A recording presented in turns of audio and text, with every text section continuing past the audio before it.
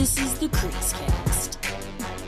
In 2007, Marvel and Raise secured funding from a 7-year, $525 million revolving credit facility with Merrill Lynch. Basically, they had to pull out debt just to make fucking the first few movies, and now they're just like raking in the dough.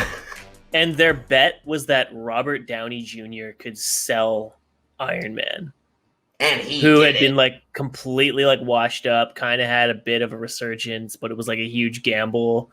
Jon Favreau had to like insure him himself. Like, imagine going to Merrill Lynch with that. Like, hey, yeah, we're gonna finance this giant franchise, starting with Robert Downey Jr. starring as Iron Man. Like, I'm sure there's some banks that did turn them down. Like, there has to have been. Like, they probably went to some like investment firm and they're like, oh, Robert Downey Jr., the guy that was just in jail for 2 years. Yeah, no, we're good. Yeah, like we'll pass on that. Thanks for coming to us, though. And look at what he's become now. Like, now he's one of the biggest movie stars in the world, and he's basically just Iron Man as is. Like, there's like, have you seen some of like the philanthropy stuff he does now, where he literally does like tech, like I think he like finances like tech grants for students and stuff. That rules. So he's literally just turned into Tony Stark. He's literally just become Tony Stark, and I love that. I love that he's just become Tony in his own way. I think because like Tony's whole arc in like the thing is like his whole, what is it, like he's an alcoholic or whatever, because he realizes like how his like weapons of mass destruction have just destroyed like the earth and like society, and then so he becomes like a huge booze head, and then like he eventually cleans his life up or whatever, and that's literally what he did in real life. That's literally the whole thing. Is there's so much of Robert Downey Jr. in Tony Stark that it worked perfectly. That because you're empathetic with Tony Stark, it just extended into people being empathetic with Robert Downey Jr. turning it around to be Tony Stark. So that like tripled like why people like wanted to see it, and like Iron Man 1, I'll still think that movie is like awesome, even though like when you really boil down the villain arc, it is not a good movie like at all. Tony, when he's just like, Tony, I'm gonna murder you with a bunch of scraps. But like his whole plan was to murder someone he didn't like and then build a suit that's bigger. That's all he was gonna do. It's the suit but bigger. That's a lot of what it is. Yeah, but I mean, it's a little more. I mean, there's a little bit more nuance than that. Like, there's the whole he wants to take over the company. He wants the company to go to a direction. He doesn't want Tony taking what he built kind of thing. But he didn't even build it. He just like held it like in queue or whatever. Like, he didn't do anything. Yeah, that's a lot of tech. That's a lot of the tech industry is not actually building anything, but then taking credit for it. So the whole point is that with Tony, it kind of works it out in the way that while he's still kind of a jerky tech billionaire, he also knows how to build those things himself. So he's actually in the field. Out of a box of scraps. Like he can build something incredible out of nothing. Like, and it's wild. And yeah, now you fast forward to now where you've got Black Widow. How was that, by the way? Black Widow was very good. I'll try and give like as best a spoiler-free review as I can. Obviously. And welcome to the CreaseCast episode 128, everybody. If you couldn't tell, there's not really a whole lot of hockey that's happened in the last 48 hours. So we're gonna start off with some Marvel talk because Lachlan went to an actual movie theater and saw Black Widow in theater. So he's gonna give his best spoiler-free summary as he can. Yeah, I forget if I said this on the podcast before, but do you know the last movie I saw before the pandemic? The last time I was in a movie theater, what movie it was for? Couldn't tell you. It was for Rise of Skywalker in December 2019. And so not only was it over a year and a half ago that I've been in a movie theater, it was also a bad movie. So so literally my last movie going experience was so couldn't have been worse.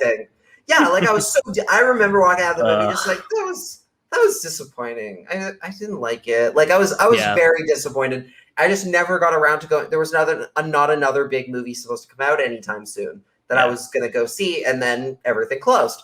So yeah, you fast forward to now. I was so excited to just be back in a theater again, because I honestly love going to the movies. It's one of my favorite things to do. Same. And people, I'm sure there are some people out there who argue that, if you like the movies, you go to see actual films rather than Black Widow. To those people, I say, yeah, well, these are the movies I like. These are and the also, movies there's I like enjoy literally going to see in the nothing theaters. else out right now. Like, yeah, there is A Quiet Place 2. That does look good. I have not seen the first one though, so I need to watch that one first, I think. You got to see the first one. It's Yeah, not great, but it's and I mean, everybody's just lining up to go see Dwayne the Rock Johnson in the Jungle Cruise. If I remember correctly, the Jungle Cruise. I got my tent ready. I'm ready to park outside the theater for that one. I will say I do kind of want to see that movie out of just complete curiosity because it looks so. It's one of those movies I'm like, there's no way this is good. Like, there's no way this movie is going to be any good. But then I remember the fact that Pirates of the Caribbean was a really good movie when it first came out, and then they ended up making like 5 of them. So maybe I'm totally wrong, and maybe Jungle Cruise is the next Pirates of the Caribbean, right? Like a movie based on a Disney ride that ends up becoming a massive franchise. I mean, there's Fast 9. I've never seen a Fast and Furious movie before. What? Nope, never have. They look very stupid. They look very but that's why you watch them, is because they're so stupid. Didn't they started out serious though, right? Like they started out. The first one is to be kind of serious. Like not to the point where it's like, oh, this is a hard drama, but like in terms of like it was a much more it was just a much more run-of-the-mill action movie, whereas now it's just become it's basically become a meme. Because like the first movie takes itself very seriously, and it's a very melodramatic like crime movie that like is all about like street racing and shit. But it's like very much, it takes itself seriously as like a undercover cop exploring like street racers who steal shit on the side. But every movie since has gotten crazier and weirder and less serious as like the franchise has gone on. Like the first one still holds up. It's super dated because the story is about a bunch of criminals who street race, and in the opening scene, they're stealing TVs with VCRs built into them. That's how dated it is. It's like high tech. Talk about that high tech, It's and then like this most recent one, like they're in space. They're using they went to space. That actually happened. They finally went to space because that was the one joke I kept hearing is that they're like, it's finally time for Fast and Furious in space, or they're street racing in space. And I'm like, saw a clip of it. I kind of want to see that. Like I kind of would be interested. It's like a clip of like I don't know. I think it's like a Honda, like a souped up Honda Accord or whatever in space. And they got like Ludacris and someone else in like those deep sea diver outfits from like the 1800s. Like they had like the big clunky like metal helmet with like the diving bell on each side. And it's not a spacesuit, but they're in space in this car. I don't know if it's real or if someone just like made like a really funny like CGI clip to like make fun of how dumb the franchise is. I hope it's real because it looks so stupid. I mean, if they haven't gone to space yet, they will eventually. Although I'm hoping for time travel. You know what? Well, you know what they've already talked about, right? The Jurassic Park thing, right? Yeah, the Jurassic Park. So for anyone who hasn't seen it, apparently Universal Studios, who makes both the Fast and Furious movies and then Jurassic Park, they want to do a crossover movie between which honestly, I'm totally for it. I'm totally for it too. It also tells you how not seriously they're taking Fast and Furious, but also it kind of tells you how much they don't actually care about Jurassic Park that much. Yes, or it's exactly. or they just know it's gonna make them an insane amount of money regardless. Because those movies do well, even though I've heard the last couple have not been good, and I'm like, like trash movies, but it's like they make The bank first because of the Jurassic stars. Park was really good, and the first Jurassic World was really good. Both of those were good movies. Then the rest of them haven't been good because they keep getting to the point of, hey, everyone's escaped the island. There's no real good reason to go back anymore. So you kind of run. It's one of those you can only really do it once or twice. Yeah, and they blew up the island, exactly. So you can only do it you have to go completely nuts with it the next time if you're going to ever do it again. So they keep running into that situation where like Lost World and then whatever Fallen Kingdom, I think was the second one in the new version. Like they keep running out of ideas, right? Yeah. Whereas the first two were a lot more of they look at the magic and whimsy of dinosaurs and then they start killing and then they try to kill you. That's what makes them good. But yeah, that would be very funny. I do love somebody tweeted out the idea of like, I can see it now, Vin Diesel and John Cena street racing, and then boom, T-Rex crushes one of the cars. I'm yes, I would go to see that movie in theaters. 100%. If they make Jurassic Furious, I will absolutely go to see that movie. Even though I've never Jurassic 2 Park.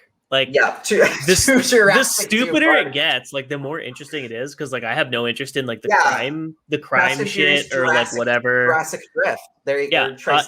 If they're like for F10, we go to the craziest place for street racing yet, prehistoric America, and it's like them like out racing an exploding volcano or like the comet that destroyed the Earth, like. I will absolutely be all for that because it would be so stupid and over the top, and that's like what movies should be of that nature. Like they can't take themselves seriously, but I'm feel sure like it's going to be less funny. It's going to be less funny, or it's going to be even funnier than that, where it'll be like they go back to like 1776, and it'll be like them accidentally like joining the Napoleonic Wars. Yeah, like or like the American Revolution or something. It's like they're drag racing like a horse and buggy. Like that. Yeah. Oh, that would be pretty good. Yeah, the American Revolution's only as strong if you got family. Yeah, that's it. I will say I've been enjoying the family memes and like the memes are so funny. They're a bit.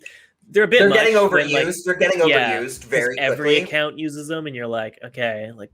Yeah, chill out. We get it. It's very funny that Dom says family and it's Vin Diesel and his bald head. But why could you got to tone it down. Sure, we are all Canucks, but we're also family. Okay, so we're going to talk a little bit about the Canucks here because one of the things that was actually going to be on the docket to be talked about in this episode was the reveal of the AHL Abbotsford team name, their jerseys, logos, all that stuff.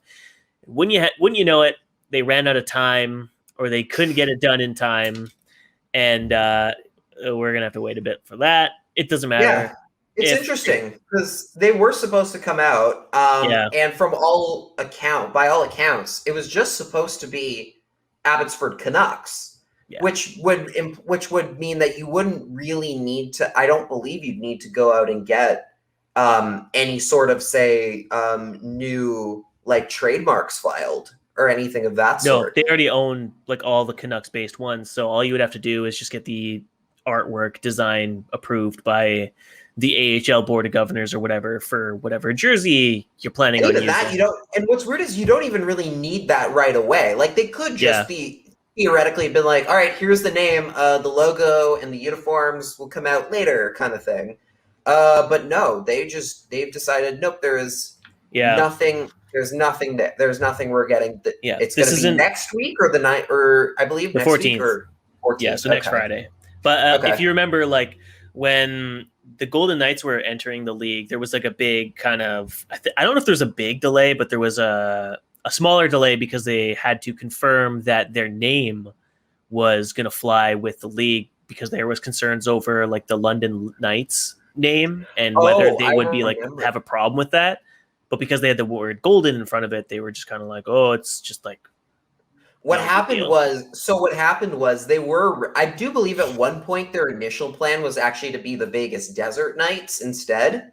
I believe that was the first name on the table, like because they knew they weren't going to be able to get just Knights because of the London Knights, because of all the other people that own that trademark, and even Golden Knights, I believe they had a huge. There was a lawsuit filed against the team after they chose Golden Knights by, if I remember correctly, a parachute team.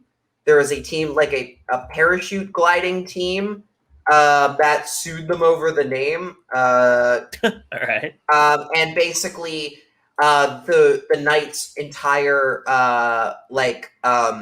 argument against it in like defense in court was, we're a professional hockey team. They're like a parachute team. We don't think anyone's gonna have a hard time. They're gonna have a hard time deciphering which is which. And I think they won off of just that. Yeah. Because who's gonna mistake those two things, right? I know. I always think of the parachute team whenever I think of Golden Knights. Oh yeah. So the United States Army parachute team is nicknamed the Golden Knights, and they sued, I believe, over the name at some point, if I remember correctly. Yeah, it was pretty funny, and that ended like long after they even started the season had already started. Maybe Francesco Aquilini sued his own AHL team for using the name Abbotsford Canucks. I don't think I don't think he'd do that. I feel like that's not his style. Yeah. All right.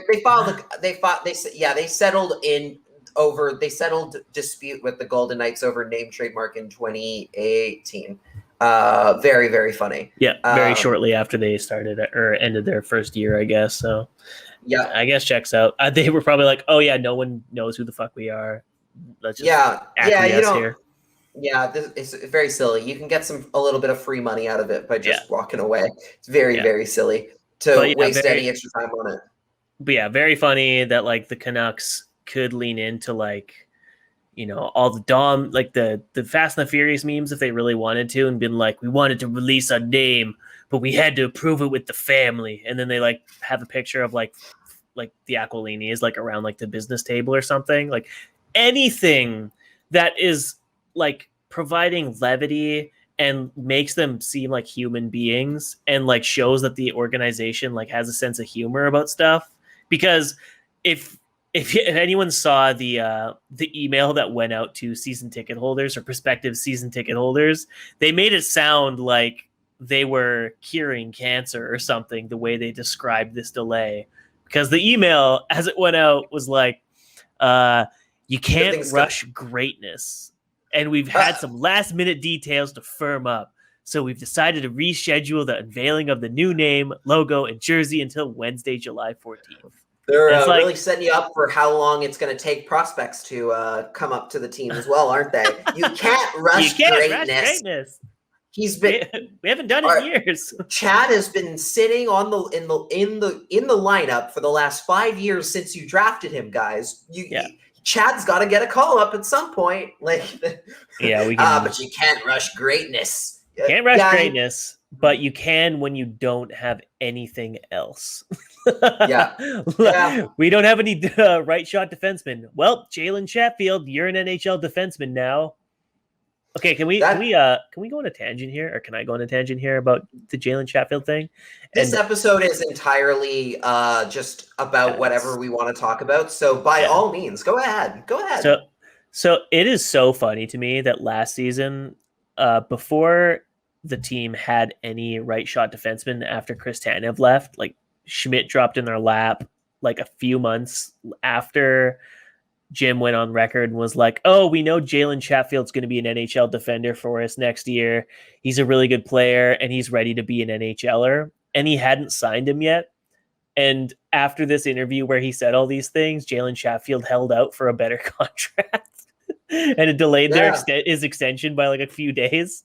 And I'm sure that added a couple zeros or like a couple, 5,000 or more or something, made his two-way deal a bit more beneficial to him because he knew he'd probably be sitting on the taxi squad for most of the time. So that's just like so funny to me that is like a blip on the radar in last season. Like everyone just kind of forgets all the little nuances. last season just blasted by so quickly. Did it really though? It did, because you know what? Like the fact that you and I are here already at the end of the season, and maybe it's just the fact that we started in January, but I feel like we just rocketed through the year. Like it doesn't. I think you're just having a nice summer. Maybe. I think you're having a nice summer because this season dragged, man. This season was like. Well, you know what? It did both. It was both. It dragged. See, it dragged on in terms of just this nightmare will never end kind of thing. Yeah. But it also just blasted through. Like I remember being like in March, like being like, oh, the season's already almost done. We're already like past the halfway gate here. Yeah. It's been like, and it's only been like a few weeks. Like, this season was a little bit of both. But I think it was J.K. Simmons in Whiplash talking about rushing and dragging. This was both. Yeah. The Canucks season was both. It was a bit of a miss. I think some of the things that happened this year, we might end up having to do like we might honestly have to do like full episodes of like just recapping what happened, because do you really want to relive that season though? Well, you know what it would be like? It would be like we'd be recapping things, but like in like a short like 2 minutes. Like it would just be us, and then we'd like clip to that point in the season or something. That's a bit too long. It would be a long time. Yeah, because there's so many things that, I think if it were a regular, normal hockey season, like the full 82, but from October to April, we would have had more time to go into and to actually like break down at a better level. But this year, everything just breezed by so quickly that we never really there were some things that sometimes flew under the radar that in a normal year wouldn't have. Like that specifically would be a very good one. I have to push back and just disagree. I don't know. You're just having a good summer. Like, you know, you're cruising in California. You're going to movies. You're watching Marvel movies in theaters. You're just like living your best life. Yeah. I don't know. I wouldn't say that. I wouldn't go that far. Felt like the slowest season imaginable. But on the note of the farm team, and you know, because I am a Utica guy, just to remind folks at home, I kind of know. He's always saying, "Hey, we're walking here." Like I always say, "Hey, I'm walking here." AHL, I'm walking here. Well, I'm friend of the program. I've never heard of steamed hams. It's an Albany expression. Of course. Friend of the program and loyal supporter of ours, Christopher Faber. Mustard on watermelon beer. Yeah, guy. Mustard on watermelon enthusiast, Chris Faber. You're on thin ice. I mean, but you're on thin ice. I admire the man for his boldness. I do. I really do. And I wanted to commend him for his wonderful article that he released with his interview with the Canucks AHL GM Ryan Johnson. A lot of like funny stories in there, like about Nikolai Goldobin asking the GM to give him a ride to Syracuse Airport at 3 a.m. Like there's some funny shit. But one of the quotes that stood out to me, and you'll know this because you used to be a Western Conference AHL reporter. Ryan Johnson's plan right now is to have DiPietro play 50 games out of the 68 game schedule. As you know, Western Conference teams, because of travel, experience a lot of back-to-backs in a regular season. The teams that are the furthest away, like Colorado or Tucson, will have their schedule mostly be back-to-backs. Colorado in 2019-2020 had 25 back-to-backs in a 56-game abbreviated season. Tucson had 19. So, as I said in my little tweet, where I was kind of laughing at this quote, it's possible that Michael DiPietro might play 50 games and he might do every single back-to-back imaginable because he's a crazy person. And he has the work ethic of no goalie I've ever seen, chipper attitude. If he gets asked to play 50 games, regardless of back-to-backs, he'll do it. But I really hope someone did point out to him that he could destroy DiPietro by playing him as much as they think they're planning on. And I really wonder if anyone did their due diligence and like looked at what a Western Conference schedule looks like in the AHL, because you can't just play a goalie 50 games in the Western Conference. Like, you really just can't, unless you hate them. Yeah, I don't. So the one thing I'll say for now is, because again, like, we're in July. I think by the time we get to, by the time we get to like training camp starting for the Abbotsford whatevers, I think that is their name, by the way, the Abbotsford whatevers. Yes, they're actually going to be using Gonzo from the Muppets. He's there because that was his official. He was a whatever, I believe, was his official name for a long time. Because he did not have an actual. He was not a thing. He was just a whatever. Yeah, for sure. Until, of course, 1999's Muppets from Space, where he was revealed to be an alien. But we don't have time for that. But I do think that this year the one thing that is changing, as far as I know, the AHL is changing their schedule so that every team is going to be playing the same amount of games. So previously, how it had worked is the Pacific Division to make up for the fact that they were playing a lot of back-to-backs, and having to travel a little bit more in between cities than the Eastern teams. They played less games. I believe every other 64 schedule around there. You would know better than I would. For a normal AHL season would have been about 60. I think it was in the 60s. Yeah, on the West Coast it's like in the 60s, and then East Coast is when it's like 70s or like low 80s 70s. Or something like that. So the Pacific, I remember the Pacific Division teams only ever played 56. They only ever played 56 games. And I believe the Central Division, who they sometimes crossed over with, played 64, and then it jumped up to where all the Eastern Conference teams all played like the full 70. And they did that again to alleviate for travel stuff. The one thing this year, the thing this year is that now they're changing it so that every team is going to have the same equal number of games, which I believe will be that 70. I believe is that 70 number. It might be. They might have chosen the 64 and gone smack dab in the middle. I don't know for sure. All I know is equal playing field for everybody else, which might mean that they're going to do less back-to-backs, if so, maybe DiPietro plays 50 games. It's not, if you're looking at it from an NHL standpoint, 50 games in, like, say, an 82-game regular season, that's about where I'd put the ceiling on most goaltenders. I would say 50 is a good number. That's a healthy amount of games for your number one guy to play while still giving him enough rest and letting your backup play the additional 32. That's probably the cap of where I'd put it at. Yeah. If they're gonna be playing as many back-to-backs as the season before, I think you'll see, say, Ian Clark step in and say, okay, pump the brakes a little bit. Please. Yeah, pump the brakes a little bit. Please play whoever the backup is a little bit more. You don't want him playing. You don't want him playing every single night.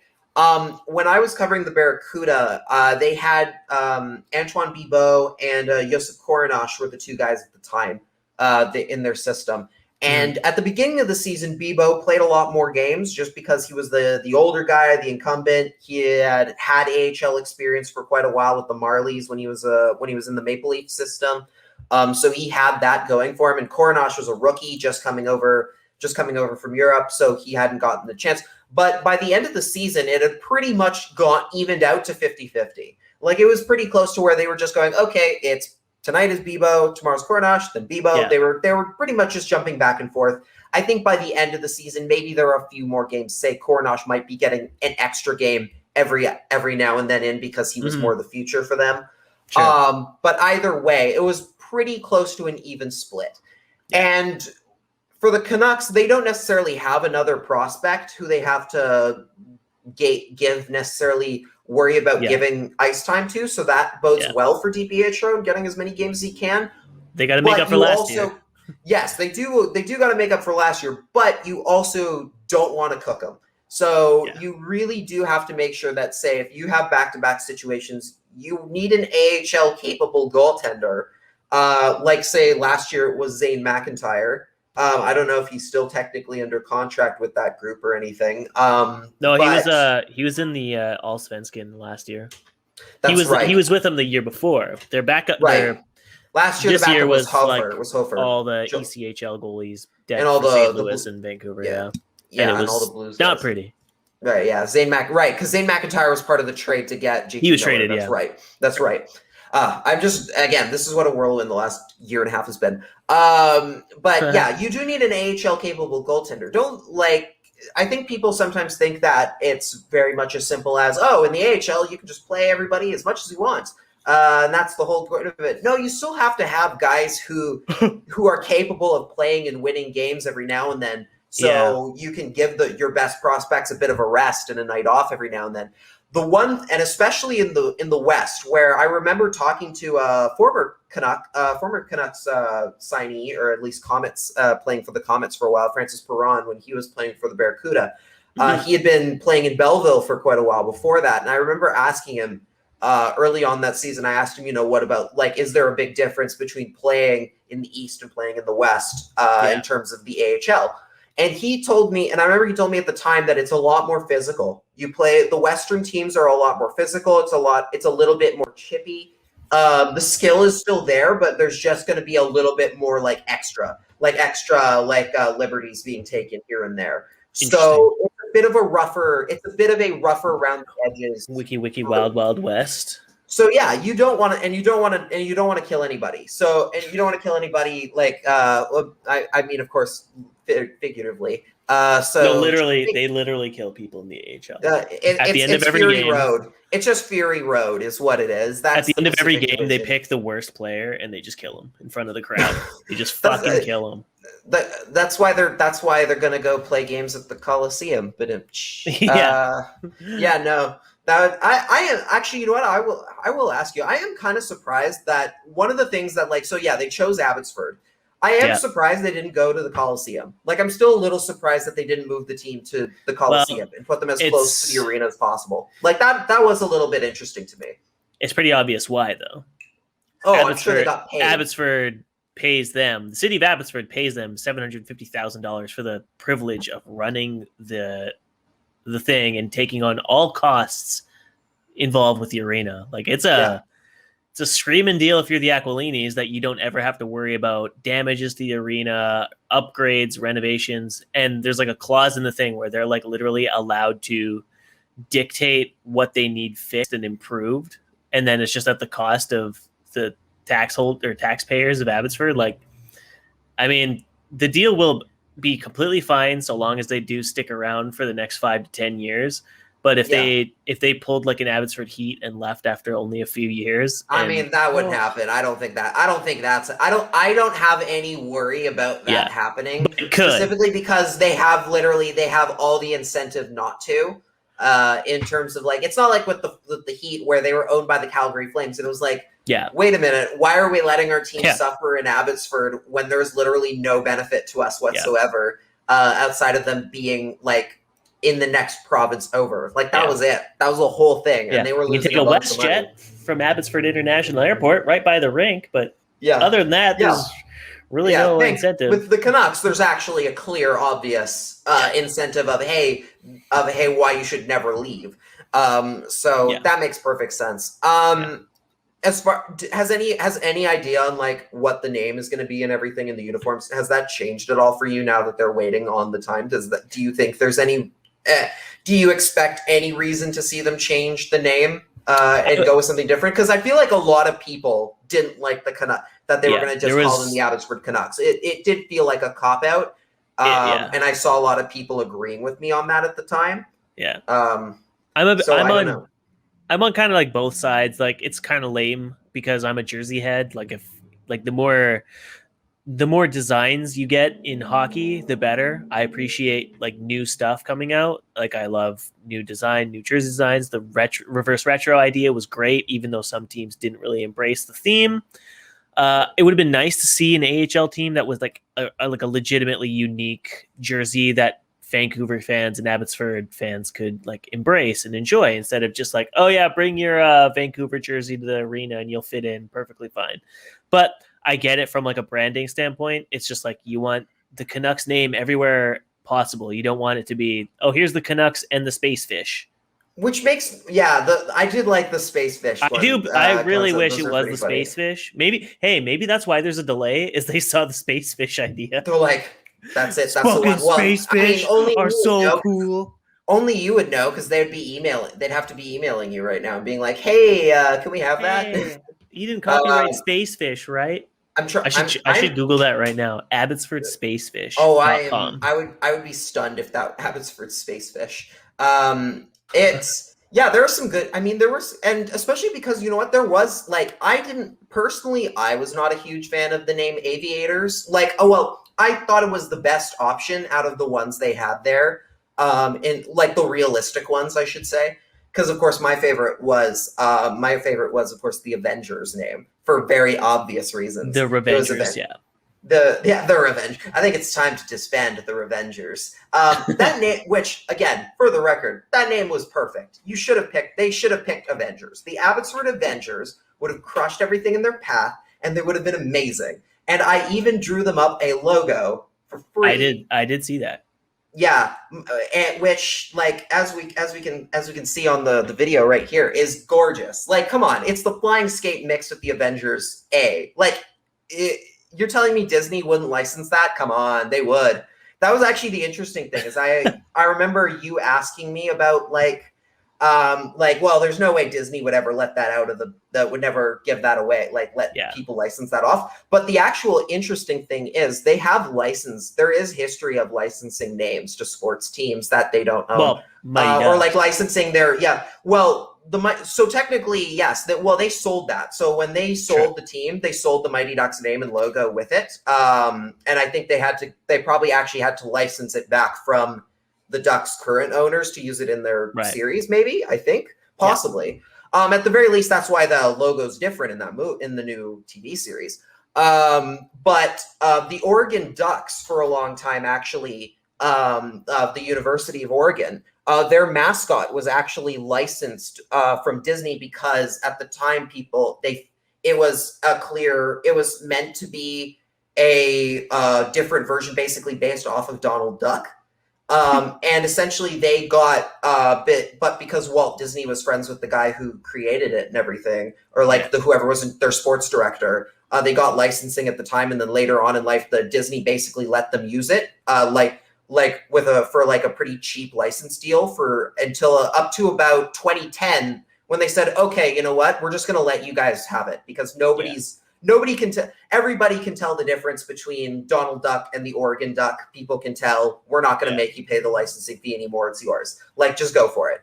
And they just said you can have it. So theoretically, it wouldn't hurt to ask. So you're saying there's a chance. I'm saying there's a chance, of course, being provided that the people who own the team are willing to pay Marvel a licensing fee to use the name Avengers, which is probably the harder part here. I don't know if Canucks ownership would be interested in paying the amount of money it would cost to have the Avengers names there, even though it would have been incredible. And I want and now I want to make the jersey for myself and have it on my own and have it for myself. What if they were like, you can have the Avengers name, but it'll cost you $749,000 every year? So all that Abbotsford money just goes straight to Disney? 1 third-round pick, done. Here you go. Like, it cost me as much as the entry-level contract for 1 third-round pick. Yeah, sure. Yeah. I'm not done right now. Absolutely. You know how much money you'd make off of that back right away? Like, not just in Jersey shales. Yeah, people who don't watch the AHL or don't watch any sort of hockey would be buying those jerseys because they'd be like, oh my God, Avengers hockey jersey, I'm sold. They'd buy it you'd literally be getting a bunch of people who are just comic book nerds buying them because they think because it's an Avengers thing. You would make that money back easily. And you make it back pretty quick. Yeah. And that's the secret to it at the end of the day, is it when it comes to marketing and stuff, if you have a good design and you put together good, strong marketing, you can make a lot of money off of that alone. Never even have to worry about all the other things that come with it. The Toronto Raptors picked there specifically because Jurassic Park was popular at the time and they made a bunch of money back. The San Jose Sharks were #1 in merchandise sales at one point when they came out because they were the first team to use teal on a regular basis. The Mighty Ducks, when they came out, I believe they were the #1, not just in hockey in merchandise sales, but I believe in all of North America, in all pro sports, they were the highest. In 94, they made the most money in merchandise sales than anyone else.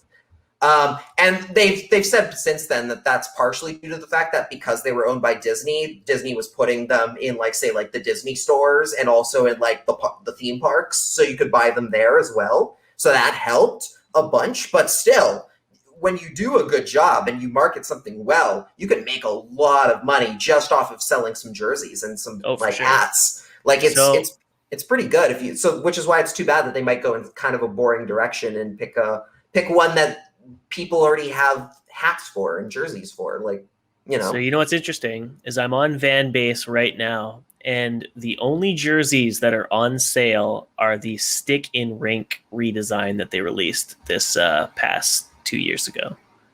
Really? So maybe the Abbotsford Canucks logo is the stick in rink logo, and they move that to the main AHL logo, and they go with the Orca without the Vancouver, the reverse retro, and the flying skate. You think as they do their that? three? They might. The reverse retro is a slick jersey, even though they lost every time they wore it, and they hate it. I can tell you the reverse retro is not coming back. That's not based on any. That's not based on any sources or anything. That's based on. I believe the whole thing with the reverse retros is that no one can. I believe the rules on how those work is no one can use them next year. So even if you can come back, I believe in the season after with a design that looks identical to it. Yeah, but it wouldn't be a reverse retro. It'll be technically just an alternate jersey. Maybe that's what they do. Jersey.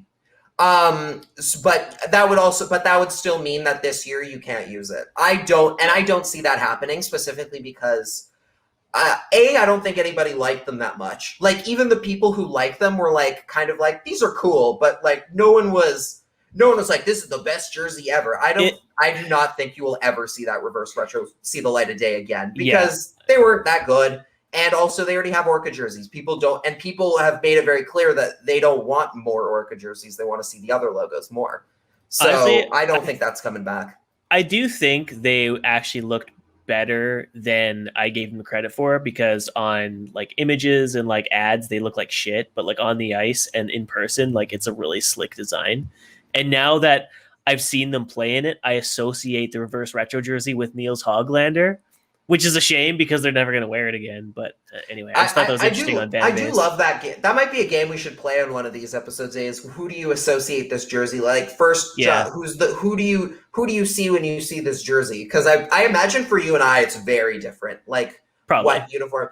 Like hey, we could just kind of do it right now. When you see here, I'll just throw one up right now because again, this is an episode where we can do kind of just as much as we want, unless you have something planned in mind that you really want us to get to at some point. Technically, I never even got to the Black Widow stuff, but that's fine because I think people are going to go see it. Because people are going to go see it. People are going to go see it. Whatever, who cares? Other Canucks thing. When you see this, who do you see? Who's your first thought when you see this jersey? Honestly, okay, well, this is actually going to be wrong because I associate Brock Besser with this jersey. Oh, you know why? See, that's because I made a Photoshop of it that made it look like Brock Besser was 3D and coming out of the GIF. So because I worked on that for so long, I can only picture, like, I associate the flying skate with Besser, even though like no wrong answer logically it shouldn't be. I honestly don't blame you for that, especially because I remember one of my best memories of these uniforms is Besser scoring like that tying goal against the Avalanche when they first came out. I mean, I think for actually what's weird for me is it's probably Bo Horvat is probably the first name that comes to mind when I see this jersey. Now, maybe this is again just because we're looking at the black skate jersey with the Adidas with its current design in the Adidas form. Yeah, but I recognize those jerseys with that group. And friendly reminder, and this is why I'm always really tentative whenever anyone's like they should bring back the flying skate full time. Because I see a lot of people saying that. I'm 24. I'm 24. I've been here a pretty good amount of time. I've never seen this, but I've only ever seen the skate played with in person or like on my television Sure. 5 times, and all of those were within the last 4 years, I believe, 4 or 5 Right. years. I have not known a team wearing that uniform. The only version of the Canucks I know is the Canucks in the Killer Whale. So I don't have an actual personal connection to it aside from, say, going to a couple games 2 seasons ago when Horvat and Besser were wearing them. Well, I happened to have the perfect vantage point to watch Jacob Markstrom make that stack the pad save against the Rangers. I went to that game. So I don't have, and yeah, Jacob Markstrom is another guy who I would associate really high on that uniform for that jersey, specifically because of that save and how great he was in that game against the Rangers. That's why I'm always kind of like, okay, I think the people who like this jersey, like it's for nostalgic reasons, obviously, but lots of people don't when you look objectively, it's just like, in my opinion, like specifically the colors are just okay. The colors aren't that great. I don't love the colors. I would much rather I'd be happy to see the skate logo come back. Like if you just showed me a black and white of the logo, I'd be like, oh yeah, this is their best logo. 100% the best logo. The colors suck. The colors are bad. I don't like the colors whatsoever. Go to green and blue The green and blue needs to stay because those are their best colors. The green and blue is so boring to me. No, how is it boring? They're the only team in the league that wears green and blue. That's cool. That's a cool, unique element. They'd be the only team with like black and red and yellow. Really? You think so? Yeah. You know how many teams I can name with one of those color combinations? Like with those color combinations, with all like 3. Calgary, instantly, easy. No, but like an actual black jersey though. They wore one last year. They wore Blasty. They had the Blasty jersey last year. Yeah, that's a reverse retro though. That's not like a main. Still, I'm saying that I don't want to wear the same colors as the Calgary Flames. I don't. I don't want to wear the same color. I don't want to wear. It was their colors first though. It was the Canucks. They had the black one before Blasty or whatever the shit. They're all black. That's what I mean. Well, maybe, but the Flames have been red and Flames gold have always been longer red. than they have. Like have been red and gold longer than they have. And also like red and black is black and gold is the Bruins. I don't like that. And also the Penguins. Like there's a bunch of colors in there that I'm just like the Penguins are just piss yellow now. That's all they are. That was really weird when they wore their gold uniforms, which I do like, but I was like, why are they wearing those for the playoffs? That was weird. That was weird to me. I didn't like that. They wore them because they knew Tristan Jarry was going to send them home quickly anyway. Well, they're never wearing them again. Now they're cursed. Like I was thinking the other day, I don't know why, but I was just like kind of doing my work. And then all of a sudden I just remembered like the Penguins probably could have had a deep run had Tristan Jarry not decided to go home. Like, they probably would have won that Islanders series if they had any other person in net. Oh, 100%. If they win that series, if they have just someone else in net. Like that's literally it. It's crazy. You can chalk up one OT loss. You can chalk up game 6. You can chalk up multiple games to Tristan Jarry just melting down at the worst possible time. If literally they just get okay goaltending, I don't know if they make it past round 2 necessarily. Like I think that would have meant they played Boston, or might have even meant early meeting with Tampa. I think it would have been an early meeting with Tampa, wouldn't it? No, it would have been. You know what? It would have still been Boston because remember the divisional setup. So it still would have been. It would have still been the winner of Washington Boston who they would have played. Okay. So they would have gone Boston. They probably would have lost that series anyway. But the Islanders wouldn't have gotten nearly as far. Obviously, the Islanders don't get anywhere near, and maybe that changes how the Lightning win the Cup yesterday. It might have been a bit faster. It might have been a different team. It might be a different team altogether. It might be someone else. Maybe Montreal comes out on top. Now they're pretty injured. Possibly. They were screwed. But other actual hockey stuff. The Canucks are apparently welcoming the Seattle Kraken next season. They're going to host them in a couple preseason games. I think they did this for Vegas, and they did this for San Jose, I think, actually, as pointed out by Patrick Johnson. Or Jeff Patterson, I can't remember. I think it was Pet Bugs, actually. Nobody. Nobody who had it. Nobody pointed it out. Yeah, nobody pointed it out. Yeah, the Canucks have been one of the first. You know what? They might have. They've been the first team for a lot of groups before. Like at least I don't know if they were the first Sharks preseason game. They probably were because they were at the time. No, because they would have been LA. They would have had. They would have regular season game, I believe. First regular season game for sure. That was in Vancouver. Vancouver. At first two, and their first home game, the Sharks' first home game was also against the Canucks as well. So because they played a back-to-back. But yeah, so the Canucks will play the Kraken for their first ever preseason game in Spokane on September 26th at the Spokane Arena, home of the Chiefs of the WHL. And honestly, it's so weird. It doesn't feel real yet. Like, no, it really doesn't. The fact that the Canucks are finally getting a proper geographical rival and someone who's actually going to be a proper rivalry, like an actual rival for them. Yeah. Like we said all the time, the Canucks have rivals, but they're never anyone's number one. Like they're never anyone else's rival.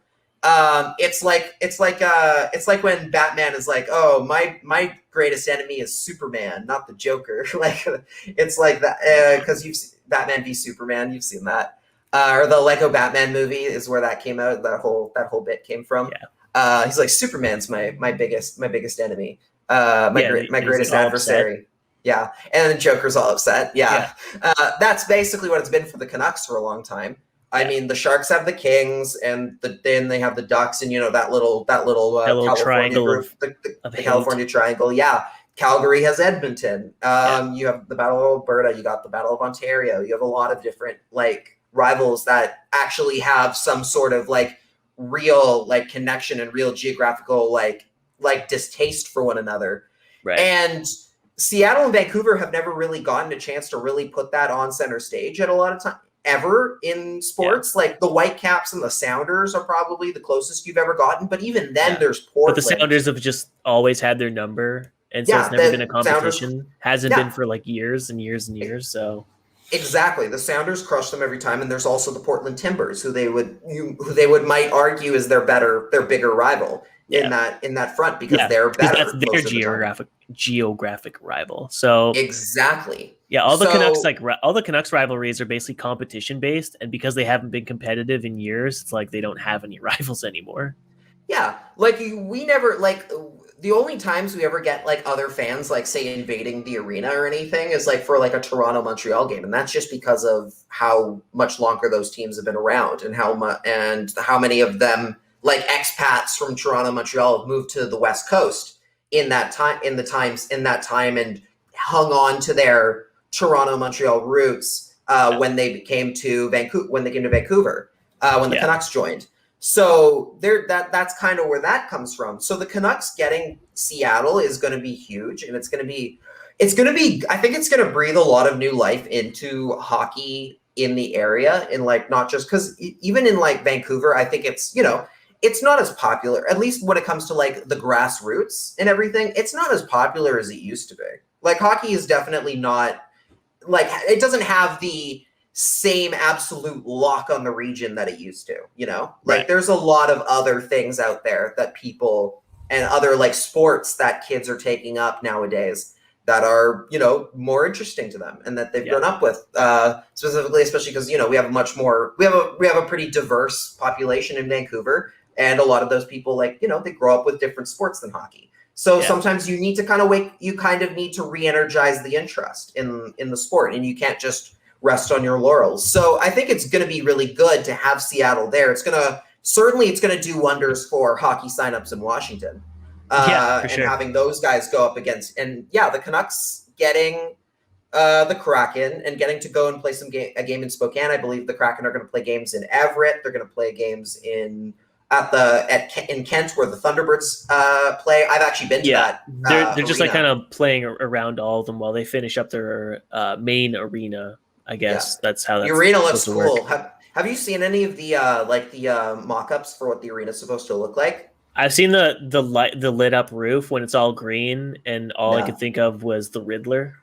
Because it's like the exact same shade of green, which is like really funny to me. It looks like there's that subreddit where it's like evil buildings or something, and that's kind of what it reminds me of. Great. It's like a Batman supervillain lair, but that's just me. Cool. So anyway, that's pretty cool. The one cool thing that I have seen from the arena is that they're not going to have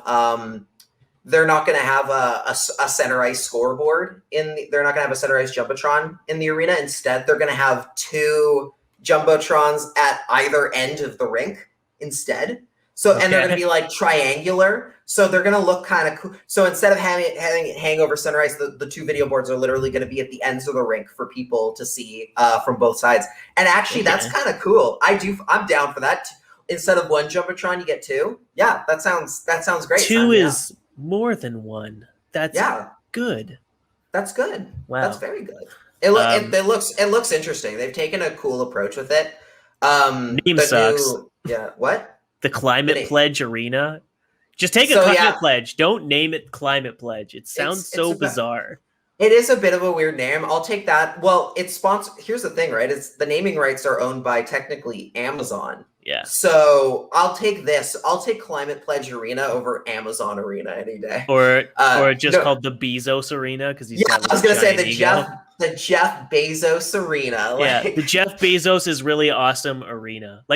Honestly, if I was a billionaire, that's exactly what I would do. I'd buy the rights and call it Cody Severson Rocks Arena. Anything but like the KFC Yum Arena. The Bezos needs a new boat arena. Oh God. Yeah. Just like Daddy needs a yacht. Let's go. The I bought this instead of a new boat arena. Yeah. That'd be pretty rad. Or it's just like the SpaceX arena or whatever. Or I don't know what Jeff Bezos' space thing is called. I forget what it's called. I don't know. I know what it's called. It's called Midlife Crisis. Speaking of midlife crisis, the beer for people engaging in a midlife crisis, Bud Light has listened to Nikita Kucherov's incredible post-game press conference where he was shirts off, tanked, making fun of Canadians fans, just living his best life. I listening to that. I love the. Can I just say I love the heel? I love the heel. The full heel move. Rocked. Yeah. Super That's hard. Great. The sport needs more of that. We need more people like Kucherov who are willing to come in and do that and make that kind of thing. Because now he's going to get I forget who it was, but they were like, now Kucherov is going to get booed in Montreal for the rest of his career, and that's great. And that's great for the sport that's going to happen. And it's going to be so amazing that Bud Light is literally going to have commercials featuring Kucherov without a shirt because they signed him to a sponsorship deal or something, which is great. So funny because he's Russian. He speaks pretty decent English, but it's just he's a really quiet guy otherwise. So it's going to be very funny seeing him cutting loose for Bud Light promos in games. That's going to be so funny. Yeah. Big fan of that. I always enjoy the David Pastrnak Dunkin' Donuts commercials. So I'm down for that. Put more players in those commercials, can give them a chance to shine a little bit. It's smart. It's for Bud Light, it really sucks. Which isn't a good beer. But it's also great that corporations recognize that the NHL is going to do nothing to promote these players, so they take it in their own hands and go straight to the source. They're like, let's just go straight to Kucherov instead of asking the league about it because they won't know what to do here. But other beer hockey related news. You showed me this. I feel like I actually saw this and my brain purged it from my memory. But this is the most disgusting thing. Yeah, this is so gross. So I don't know if you remember. I don't know if you remember earlier in the season, not that long ago, only about a month ago. There was this whole thing of I don't remember if it was Budweiser or I think it was Budweiser that did a thing in Canada where they sold Stanley Cup beer, where it was it's been filtered through the Stanley Cup sort of thing. before putting into goes. And that one is kind of like, oh, interesting. Yeah, it's probably going to cost way too much for, just sitting in the Stanley Cup. Yeah. For what's still just a Budweiser that happened to pass the Stanley Cup on its way into the barrel, into the bottle. But sure, I see the appeal, at least, especially from beer drinkers and stuff. Like, is that how different is that from having something aged in a cask or a barrel or whatever those are called, like that whole setup. But then Coors Light went in a different direction, and they said, and this is from Darren Rovell, who's posts a lot of these market stuff and business sports things. He said Coors Light, an official beer of the Tampa Bay Lightning, is making the first beer made with actual ice the Stanley Cup final was played on. Coors Light has scraped ice from what I'm assuming is the Amalie Arena. It just says rink, and has been brewing beer in Colorado. Champions Ice will be in Tampa bars and 32-ounce growlers starting July 12th. I don't know if any of you have ever heard how the ice is made for NHL rinks, because it's not, I can tell you right now, it's not just frozen water. There is a lot of things in that ice to keep it extra frozen, and that they use when they're scraping it to make it, stay solid. It's not just freezing. There's chemicals. There's chemical stuff in there. And I'm like, and that sounds awful. That sounds Have you ever watched a hockey game and all the blood and spit and snot and also people shit getting thrown on the ice? People just step on it too. People just put shoes on it. People just set foot on it. I'm sure it gets I'm sure before it went into your beer, it's been clean, but crazy filtered before then. But still, then it's just water. What's the point, man? What's the point? This is they could have just okay, I guess I'll start by asking this. There's got to be a better way to do this, right? There's got to be a better way to be here's Champions Ice that isn't just here's the chemically gross ice from the arena that people skated on for the last 5 or 6 months. There's got to be a better one in there, does there not? There's got to be a better way to do that. You'd think that, but of course, when I read this is such a really overly excited guy thinking of this idea, rushing it to the business meeting, and everyone getting really hyped over it too. Oh yeah, it's gonna be beer with rink water. It's gonna be so awesome. And then they rush out the marketing stuff, and they're like, wait, what goes in the ice again? And then they're like, oh, are people gonna want to drink this? Yeah. Oh, I mean, people will, because they don't care. But people will. But hell, if we lived in Tampa or had a connection in Tampa, I would absolutely get one shipped to us. Give me your swill. Not necessarily to drink so much as it for just a prop for the background or something, to be like, hey, look, we have a can of Champions Ice. We would just never open it, but because that sounds kind of cool. That part sounds cool. I would never actually want to touch the thing or drink it because it sounds definitely nasty. That sounds nasty. I've watched enough survival TV shows to know you have to boil your water and stuff to prevent parasites and awful diseases from ruining your body. And I know that a liquor company is probably going to boil the shit out of that water and basically turn it into something completely different. But it's not the same thing. So gross in principle. You know what I mean? Yeah. I'm good. I guess the real question is if you were there in person, if you let's say the Lightning had a bar in the arena where they were here you go, you can have a beer, and you watch them literally take a big shovel, they have a little trough of ice they've scraped from the arena, just sitting on the side where they just scoop it in, and they're just here you go. Would you like that? I'm guessing no. I'm guessing you'd be I'll just take the ice machine over there instead. You say that, but remember when the Bolts last won the cup and they were in public with full pandemic going on, and people were just putting their mouth on the drinking cup. out of the cup. Yeah, like completely sharing beer out of the Stanley Cup. Like the entire I guess I idea do remember existing, that. right? It's like a hype thing. Like some guy pitched it, was really excited about the entire concept, and they rushed it to market.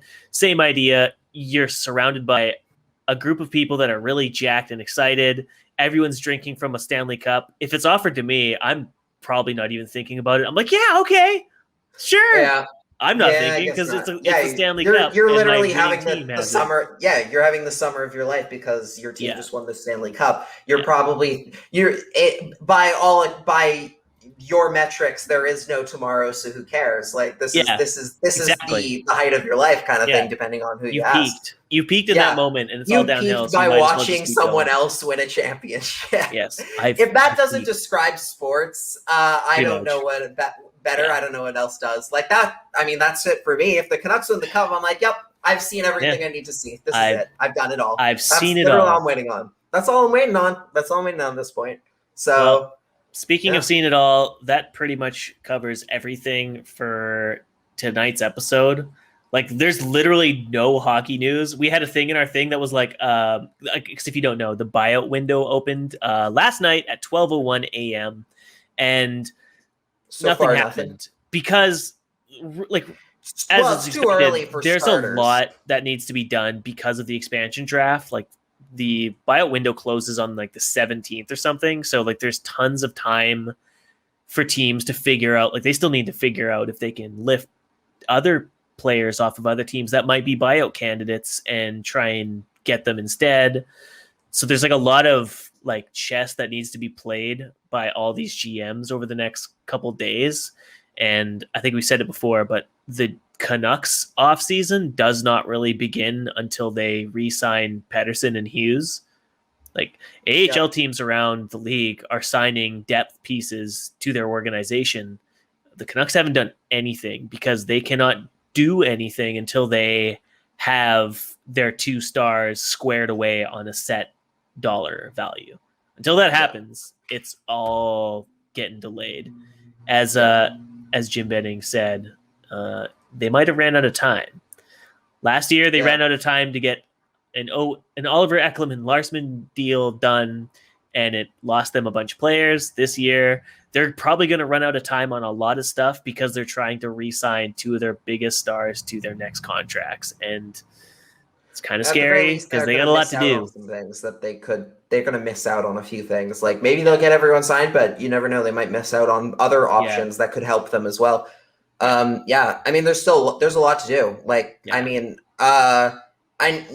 Nate Lewis is a former Botchford Project, a fellow Botchford Project person, tweeted just a picture today of how Rogers Arena, there's still a banner of Jake Virtanen like up on the thing. Yeah. I remember being at the arena on that like the weekend after all that stuff happened, like on the Monday after that happened for my Botchford Project night, and like I remember thinking, I'm like on one hand I was like I'm kind of surprised that this is still here, but at the same time like not really, like because there's still a lot of after the rush to get out when the pause happened. Just so much is still like so much of like what's left over from the 50th anniversary season is still there. I'm sure that's going to be cleared up by the time we get to next season because obviously people are coming back. But it is kind of nuts that that's still staying there. And it should have been taken down so long ago. It's a you know what it is? It's a perfect symbol of there's a lot of work to go. There's a lot of work this team has in front of itself before the next season, before puck drops on next season. And this is a good symbol of that and what that'll involve. Yeah. Best way to put it. Pretty much, man. Sometimes I'm just like I get entranced by like you speaking because you make these like really good points, and I just like completely lose my train of thought, and I'm just like, man, thank you. He knows what he's talking about, and like it's like kind of like. I'm sitting here listening to a podcast starring Lachlan Irvine, and I forget, like, oh, yeah, you should probably chime in. But I'm just like, that makes a lot of sense. Yeah, also, AHL things, Utica, Exchange, and contracts. not to turn the ending into like us just patting ourselves on the back here, but like I think you do an incredible job at being able to like, transition between different stories and being able to keep the show rolling, do all the different things that we talk about. And the way you're able to take a topic that, sometimes is, not the easiest to necessarily find something to chat about. You're able to give it its time and its due. And that's incredible. Like that's a real skill that frankly, I think I very much don't have. You can definitely tell on the moments where I'm really grabbing for something. Sometimes I have a good moment like that. I think that one was okay. But sometimes I just have to. I'm just grabbing for something. So we have a good throwing it back and forth. We got a good blend where we make up for each other's deficiencies at times. Like when you make a really good point, and I'm completely zoned out and entranced by the fact that I'm on a podcast instead of not just straight listening to a podcast. Zoned out. So Anyways, folks, this has been a rather short episode, but I mean. Don't blame us, blame the league, blame everyone else but us. We do our best to give you the content and summarize what's going on in the NHL as it occurs. If you like this, you're going to love our other stuff. Specifically, our last episode, I thought was really funny. I was actually listening to it at work today. Speaking of zoning out, listening to something very entertaining. And I'm not like up my own ass just because I want to listen to myself. I hate my radio voice, my podcast voice. I hate listening to me too. I can't stand it. It's the worst. That's why I commend you for editing, because I could never edit myself. I'd probably like put on like a like a filter that like gives me like Darth Vader voice. There's a reason the editing is minimal on this show, because I can't sit and listen to myself talk for long periods of time. I would hate it so much. Like, when you're like growing up and the first time you hear yourself like talk and like your world like shatters because you're like, oh, is that really what I sound like? Yeah. This is awful. Yeah. But we know you guys love listening to us talk. That's why you can find us on Spotify, Apple Podcasts, YouTube, Anchor, Google Podcasts, TuneIn, Amazon, Stitcher, Overcast, Podcast Addict, Pocket Cast, all kinds of the whole lineup, fucking podcast sources, and of course our all video service on YouTube where you can see our gorgeous faces and my hair is just a fucking train wreck right now. Lachlan's got his little bandana. He's got the flow going. I've got flow going a bit. I am getting I'm past the Jaromir Jagr mullet threshold now. And it's bad. My hair. It's bad. Oh, that's sure. Why not? Yeah, I don't know. Jeez, okay. Cody, buddy, you doing okay? Apparently not. If you like this complete chaos of an ending, you will love our Patreon. Lachlan's always churning out great content there. We have $1 tiers and $5 tiers as well. Going to get back into the actual. This was actually kind of like a Patreon episode because it was so little about actual hockey and mostly like random shit for the first half. So this is a preview basically. Yeah, I just got a bunch of the Jackbox party packs for like video game, like there are like online board games on Steam for my computer. That might be what some of our some of our up the posts consist of. It might just be you and I playing Jackbox games over Zoom. Or designing the next Canucks NFT. Oh, since they're apparently hiring someone. That is the one thing we didn't get into. Yeah. We didn't get into the NFTs thing. That would have been very funny.